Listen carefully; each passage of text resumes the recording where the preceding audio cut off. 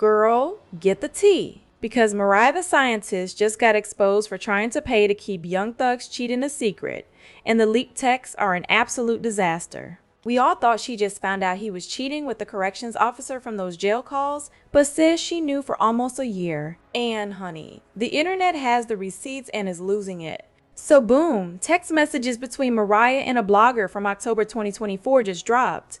This is Mariah in her own words begging. She texts, "I would have been willing to find a creative way to support you. This is seriously hurting me. My relationship has been destroyed. I've already been embarrassed. But hold up, if you can let me know what you spent investing in those videos and I will reimburse you. Please talk to me." Reimburse you. Girl, that's rich people talk for name your price, I'm paying for your silence.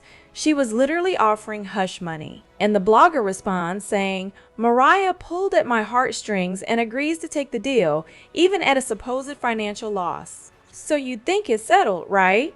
Wrong. Because the same blogger who took the deal is the one who just leaked these texts.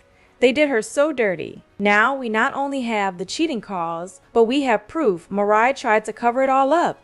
Messy, messy, messy. But here's where it gets even nastier. This explains everything we've been seeing lately. Remember when she was on stage looking absolutely devastated while singing "Is It a Crime?" We all thought she was reacting in real time. And sis, the audacity. She wasn't heartbroken because she just found out. She was heartbroken because a secret she'd been carrying for a year finally exploded in her face. She knew about that disgusting jail call where Young Thug bragged about sleeping with a CO quicker than a FedEx worker, and then had that stupid little laugh. Wow, I'm so peeved. Mariah don't even know. I'm in this bitch still fucking. Goddamn CO with a box quicker than a FedEx worker. They don't be telling my business, man. She was fighting to keep that private, and now the whole world knows. Now listen, her desperation went beyond just paying a blogger. In those same texts, she asks about the FOIA process. Everybody who don't know, that's the Freedom of Information Act. She was trying to see if there was a legal way to stop the government from releasing these jail calls. Can you imagine? She was out here trying to fight the entire system to protect a man who was publicly humiliating her from a jail cell. But that was a losing battle from the start.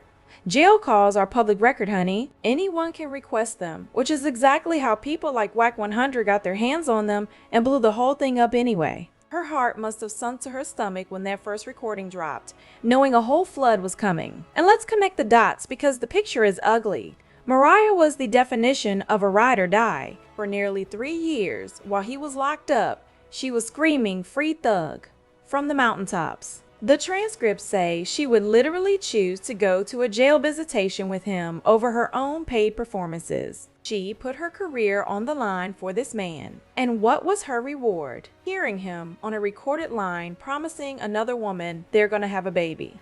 Yeah, I'm at home. What's up with you, baby? I miss your pillow. I don't know. I wasn't expecting your call. So, my heart is beating fast right now. Crazy. When you plan on having kids? Like what age? You get out. Tell you. Bet. When you come home, I'll have kids. A baby. Wow. She's out here being his #1 supporter. He's in there building a whole new family. The disrespect is just wow. So now the streets are on fire and everyone's got an opinion. So Mariah knew for a whole year that Thug was cheating and was still choosing him over her own career. Girl, where is your self-respect? People are torn. Some say she's a fool for trying to protect him, while others feel bad for her. The big question is, has she really left him? Or is this all a PR move to save face until the heat dies down? Now you know if the roles were reversed and she popped out holding hands with Gunna tomorrow, she'd be dragged for filth. Y'all, let me know what you think in the comments. Is she really done or is she just playing the long game? Let me know what you guys think and I'll see y'all tomorrow. Bye. Hey y'all, I haven't done one of these videos in a minute. I think I only did one video like this, but this whole Mariah the Scientist and Thug situation really got me wanting to talk about it, okay? So this video is for my lover girls. My girls who love with their whole heart, my girls who will be putting a man before everything, all that stuff. just doing a lot for a man because you just love hard, like really hard. But recently, you guys, well, August 31st, I had watched this sermon by Rock City Church. I don't know if you guys know, but it's with Pastor Mike. But his brother, I think that's his brother, he was specifically preaching this sermon, and it's called Don't Cut Me Off, Confetti and Conspiracies. You guys should definitely go watch it. I'll put the title and stuff like in the description. It's me, I'm acting like this YouTube. It's in the sermon. It basically was talking about how you cannot idolize things or worship things over God. So basically, you guys, in the sermon, he touched on the book of Judges, and it was basically talking about the story of when Samson kept on falling in love with Philistine women, and literally cost him his life at the end. Samson fell in love when he was in a low place, and you will never make the best decision when you are at a low place in your life, period. And ladies, like, we do that so much. Like, we always, like, you know, be at a bad place in our life. You know, that boy, that nice boy that comes in during your healing journey and da-da-da-da. No, that's the devil. That is the devil. I'm not saying the boy is the devil, but, like, that's the devil trying to make you feel like what you have is something good right there in front of you, but you're really not in your right state of mind. Your wisdom is not the best right now because you're at a low space, and when you're at a low place, you're, like, you're vulnerable and stuff, like, so you make like irrational decisions without actually thinking. In the sermon, y'all, I gave a great analogy, and it was basically like rushing into another relationship after getting out of a traumatic one. It's like crashing a car, pulling off and not checking to see like the damages of it.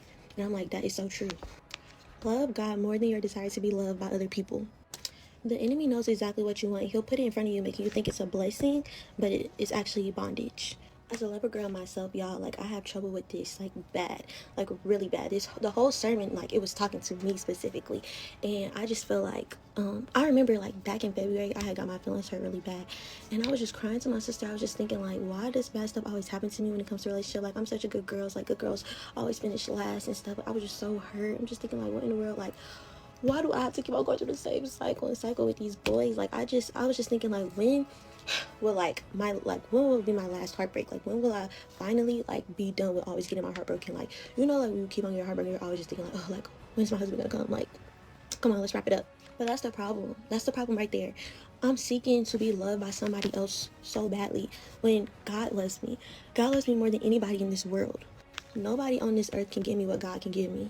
And the reason why I brought up Mariah the Scientist and Young Thug is because I don't really know her situation, so I don't want to speak on it too much. But from what I'm taking from it, I feel like she's like me and like us, like the other lover girls out here. Like, you love with your whole heart, but she doesn't realize that you're putting love and stuff over God. Like, being loved by somebody, being in love, you're idolizing that. You can't do that. You can't idolize being in love. It's not okay. If you listen to Mariah the Scientist songs, it's always talking about love. Literally, she said, "Still I pray for love instead of common sense."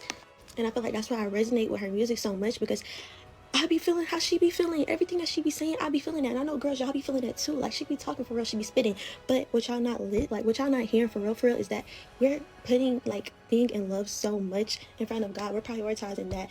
Like, you become one of the girls who literally be on the phone with their man constantly. Like, y'all always on the phone when it's girl time. You leaving girl time early because you want to be with your man and all this other stuff. And it's just like, it's okay to love hard, and it's okay to love people and be pure and stuff like that, and just, you know, be genuine. Nothing is wrong with that. And God put us on this earth to love. So, you know what I'm saying? But it becomes a problem when you start putting that desire over God.